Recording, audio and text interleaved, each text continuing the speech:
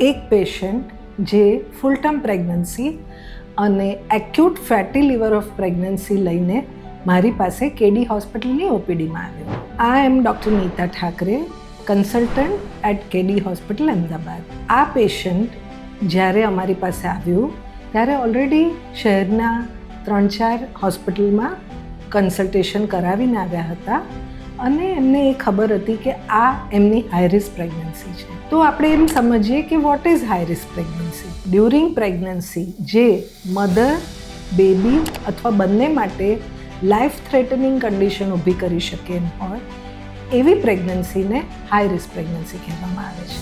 અને આવી પ્રેગ્નન્સીમાં whenever patient comes to multidisciplinary hospital, એમને દરેક ડિસિપ્લિનરી કન્સલ્ટન્ટનો લાભ મળી શકે છે અને એમનો કેસ બહુ જ સારી રીતે હેન્ડલ કરવામાં આવે છે.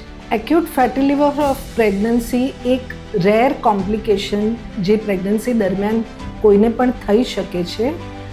એમાં માતાનું ડેથ અને બાળકનું ડેથ થવાના ચાન્સીસ ઓલમોસ્ટ 50% હોય છે. એના જ કારણે એને ખૂબ જ હાઈ રિસ્ક ગણવામાં આવે છે. કોમ્પ્લિકેશન્સ જેવા કે acute haemorrhage, liver failure, multi organ failure આ બધું થવાના ખૂબ હાઈ ચાન્સીસ હોય છે.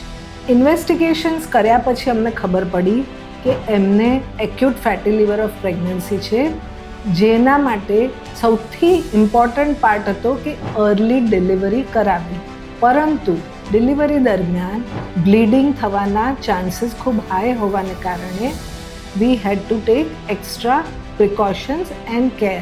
એમને ઝડપથી ડિલિવરી કરાવવા માટે સિઝેરિયન ડિલિવરી કરવાનો નિર્ણય લેવામાં આવ્યો.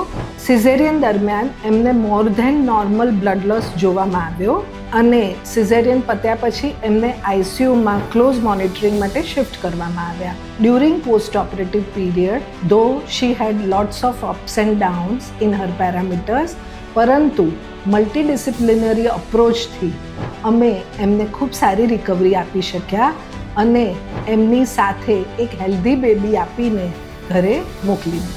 Multidisciplinary approach, expertise and experience આ 3 વસ્તુ જરૂરી છે જ્યારે આપણે હાઈ રિસ્ક પ્રેગ્નન્સી ડીલ કરી રહ્યા છીએ. તો જ આપણને હેલ્ધી મધર અને હેલ્ધી બેબી એવું પોઝિટિવ રિઝલ્ટ મળી શકે.